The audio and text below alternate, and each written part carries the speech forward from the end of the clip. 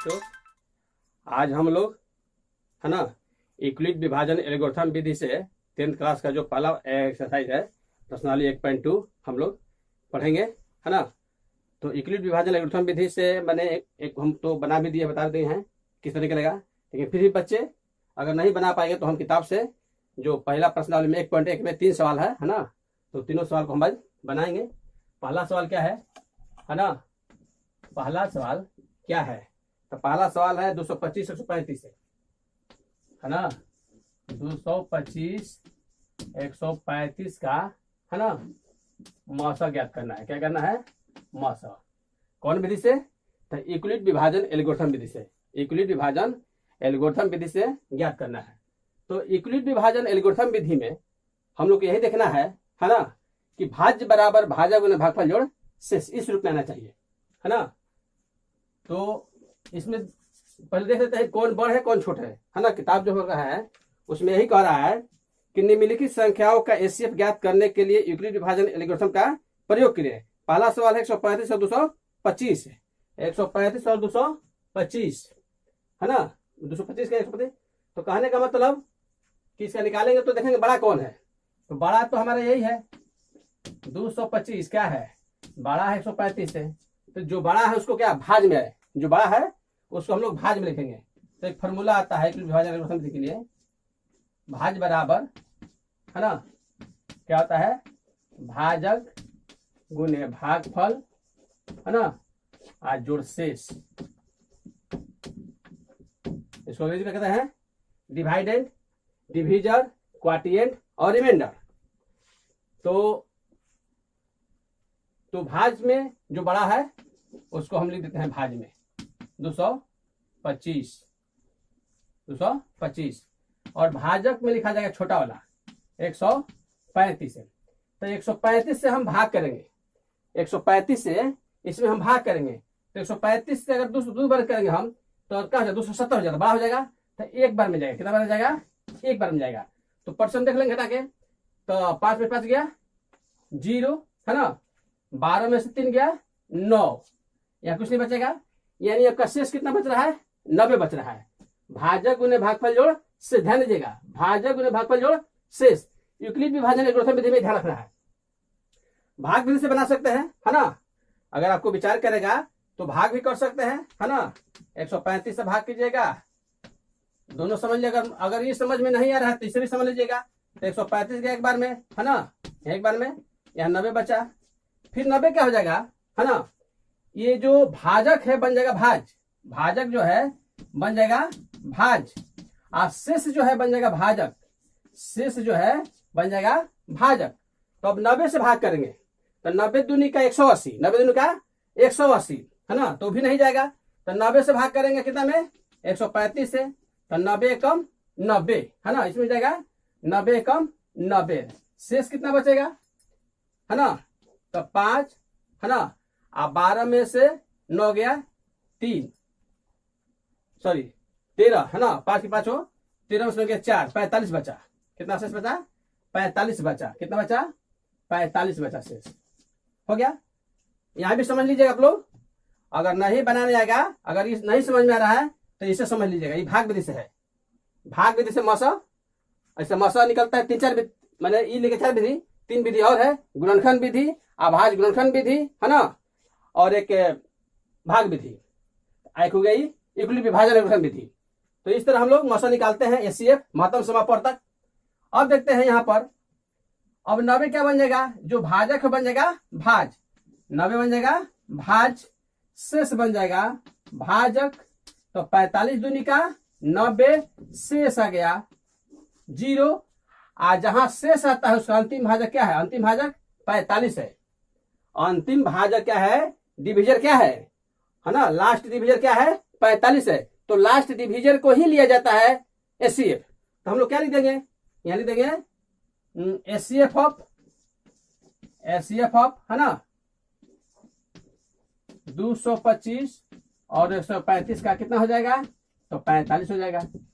हम लोग का एचसीएफ कितना हो जाएगा इस विधि से? तो फिर क्या है, ये भाग कर देंगे, 45 से भाग कर देंगे। तो 45 दूनी का 90, अंतिम भाजक क्या है? 45, अंतिम भाजक क्या है? 45 है। ध्यान दीजिएगा, अंतिम भाजक क्या है? 45 है। तो 45 से अंतिम भाजक है ना, तो अब क्या होगा? आंसर ही हो गया। यह का पहला सवाल बना, पहला का पहला। ये प्रश्नावली कौन है? तो प्रश्नावली 1.1 है। ध्यान दीजिए, लिखे नहीं हम, प्रश्नावली 1.1 है। ये प्रश्नावली 1.1 है ना। ध्यान देख लीजिएगा, समझ में आएगा, अच्छी तरह से आएगा, है ना। अच्छी तरह समझा भी दिए हैं। भाज्य बराबर भाजक गुने भागफल जोड़ से ध्यान रखिएगा कि जो भाजक जो बड़ा होगा भाज में रहेगा, छोटा होगा भाजक में रहेगा, फिर भाग करेंगे, एक बार में जाएगा, फिर शेष बचेगा, फिर अपना भाजक बन जाएगा भाज्य और शेष बन जाएगा भाजक। इसी तरह प्रक्रिया होता रहेगा जब तक इस शेष शून्य नहीं आता है, तब तक प्रक्रिया होते रहेगा, है ना। तो युगली विभाजन एल्गोरिथम का यही नियम निकालने का एचसीएफ, है ना। दोनों विधि से निकाल सकते हैं। कहे कि अगर ये समझ में आपको नहीं आता है तो ऐसे निकाल के देख लीजिए, बना लीजिए। अंतिम भाजक 45 आ रहा है, इसमें अंतिम भाजक 45 आ रहा है। तो इस तरह हम लोग यूक्लिड विभाजन एल्गोरिथम विधि से पहला सवाल हम लोग बनाए। अब दूसरा सवाल में चलते हैं हम लोग, है ना। अब हम लोग दूसरा सवाल में चलते हैं, है ना। दूसरा सवाल पर, है ना, हम लोग दूसरा सवाल पर चलते हैं, देखते हैं क्या है इसको, है ना।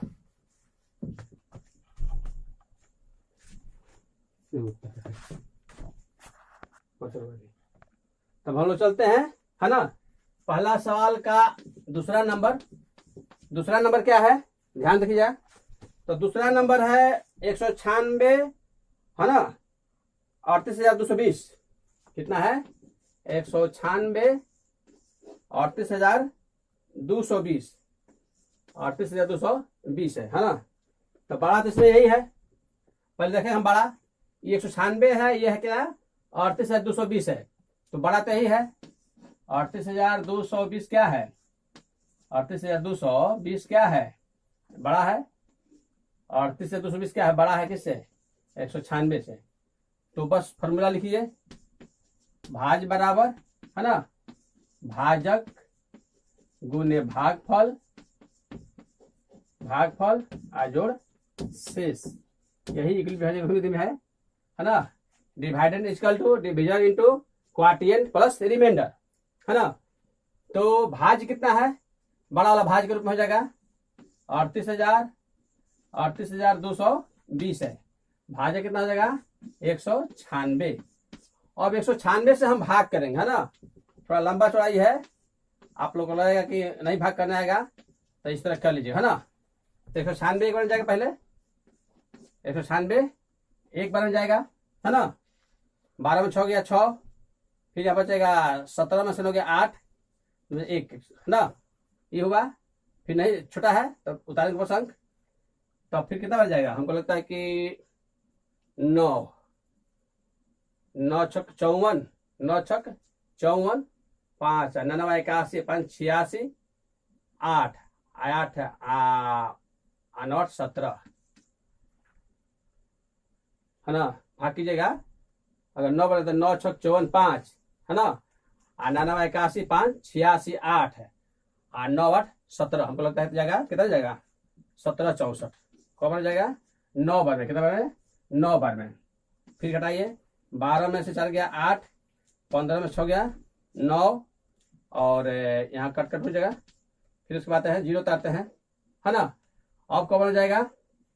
तो 196 है, हमको लगता है कि 5 बना 0 है, तो 5 छक 30, 5 छक 30, 5 9 45, 3 48, 4 5 4 9, है ना। यानी यहाँ हम चले जाएंगे 9 बार में, है ना। पूरा कट जा रहा है इसमें, है ना, पूरा शेष शून्य आ जा रहा है ना। एक के प्रक्रिया में, है ना, एक ही बार में हो गया, है ना। 196 से भाग कर रहे हैं, 196 से भाग कर रहे हैं, है ना। तो एक बार में गया, फिर यहाँ 9 बार में गया, फिर यहाँ 5 बार में गया, मैंने एक ही बार में शेष क्या आ जा रहा है? शून्य आ जा रहा है, एक ही प्रक्रिया में। तो कहने का मतलब कि जब शेष शून्य आ जा रहा है तो क्या हो जाएगा? अंतिम भाजक तो हमारा 196 ही है, इसमें क्या लिखा जाएगा, है ना, एचसीएफ ऑफ हो जाएगा 196 38,220 का क्या हो जाएगा? 196 हो जाएगा। यही आंसर हो जाएगा। एक ही बार हो जा रहा है ना, फर्स्ट स्टेप में ही हो जा रहा है, फर्स्ट स्टेप में से शून्य आ जा रहा है, इसलिए क्या हो जाएगा? इसका आंसर हो जाएगा 100, इसका मौसम हो जाएगा 196। दोनों, है ना, भाग से बना दिए हैं, थोड़ा सा लंबा चौड़ा है इसमें थोड़ा सा, तो आप लोग को तो दिक्कत लगेगा भाग करने में ऐसे, तो इसलिए एक भाग कर दिए, आशा से समझ लीजिए, है ना। ऐसे अपने अंतिम भाजक यही है, हो गया। अब इसके बाद हम लोग चलेंगे तीसरा सवाल, इस पहला का तीसरा सवाल चलते हम लोग इसका, है ना। पहला का तीसरा सवाल, तीसरा सवाल क्या है ना। तीसरा सवाल है 867 255 है ना। 867 और 255 का मौसा निकालना है। तो देख लेंगे बड़ा कौन है, तो बड़ा हमारा 867 है और 255 क्या है, छोटा है। बस वही फॉर्मूला लगेगा, भाज्य बराबर भाजक, है ना, गुने भागफल। बहुत आसान है, एक बार बना लीजिएगा बन जाएगा। भाजकफल और जोड़ शेष, है ना। Divided equal to division into quotient plus remainder. तो बड़ा वालों को भाज के रूप में रखते हैं, बड़ा वालों को भाज के रूप में, भाजक में 255 है ना। अब भागफल कितना आएगा, तो 255 से हम भाग करते हैं तो हमको लगता है कब आ जाएगा, 2 से छोटा होगा, 3 बार में, 3 5 15 13 16 से देके, है ना। कर लीजिए, यहीं पर कर लीजिए। 255 से भाग कीजिएगा 867 में, हमको लगता है 3 बार 3 दूनी 6 चल जाएगा, है ना। क्या कि 4 से 4 8 बड़ा हो जाएगा, तो 3 से ले चलते हैं। तो 3 से 3 5 15, 3 5 16 से 1 है, और 3 6 1 7, है ना। 3 बार चला गया, अच्छा 7 5 गया 2 0 1, कितना बचा, तो कब बढ़ गया, 3 बढ़ गया, कब बढ़ गया 3 बढ़ गया। शेष बच रहा है 102, शेष बच रहा है 102। और देखिए भाजक, भाजक बन जाएगा भाज, भाजक बन जाएगा भाज 255 और शेष बन जाएगा भाजक, शेष बन जाएगा भाजक। अब 102 से भाग करेंगे, है ना। 102 से भाग करेंगे 255 में, तो कब रह जाएगा, हमको लगता है कि 102 से भाग करेंगे तो 2 बार में चल जाना चाहिए। 2 दूनी 4 0 2, 2 बार में, है ना। कब बार में, 2 बार में। कितना शेष बचेगा, 5 4 1, है ना, 5, कितना बच रहा है 51 बचा, शेष कितना 51, है ना। अब क्या होगा, 102 भाजक बन जाएगा भाज, भाजक बन जाएगा भाज, है ना। और शेष बन जाएगा भाजक, शेष बन जाएगा भाजक। 51 से भाग करेंगे तो 51 दूनी 102, 2 एकम 2, 2 पचे 10, 2 बार में चल जाएगा, तो शेष आपका यहाँ 0 बचेगा, है ना। 3 प्रक्रिया में, है ना, 3 स्टेप में, 1 2 3 स्टेप से आपका 0 आ गया, है ना। शेष 0 आया, तो अंतिम भाजक क्या है, अंतिम भाजक क्या है 51 है। अगर 102 से भाग करते हैं 51 से, तो 2 बार में शेष 0 आ गया, है ना। यहाँ पर ये सहूलियत खत्म कर दे रहे हैं, तो इतना ही से हो जाता है ना। हमारा अंतिम भाजक कितना रहा है 51 रहा है, इसलिए क्या हम लोग देंगे, इसलिए HCF अब क्या हो जाएगा 867 और 255 के क्या हो जाएगा 51 से, क्या हो जाएगा 51 हो जाएगा। देख लीजिए बढ़िया से, कुछ नहीं है मेहनत, बड़ा छोटा पहचान लीजिएगा, बड़ा को भाज में लिख दीजिएगा, छोटा को भाजक लिख दीजिएगा, फिर इतना से भाग कर दीजिएगा, जितना शेष बचेगा वहां लिख दीजिएगा, है ना। फिर भाजक बन जाएगा भाजक, भाजक बन जाएगा भाज और शेष बन जाएगा भाजक, फिर भाग कर दीजिएगा 102 से, फिर जितना शेष बचेगा दिया, फिर क्या होगा कि भाज्य बन जाएगा, है ना, भाजक बन जाएगा भाज और शेष बन जाएगा भाजक। तो इस तरह 51 दूनी 200, तो अंतिम भाजक हमारा 51 आया, इसलिए अंतिम भाजक ही HCF होता है। 2 संख्याओं का HCF अंतिम भाजक ही होता है। तो हमारा भाजक क्या थी, HCF का हो गया 51, महत्तम संख्या क्या हुआ 51, है ना। तो इस तरह हम लोग समझे यूक्लिड विभाजन एल्गोरिथम विधि से HCF निकालने के लिए तीनों सवाल बन गया पहला का। अच्छा, इसे अच्छा तो समझिएगा।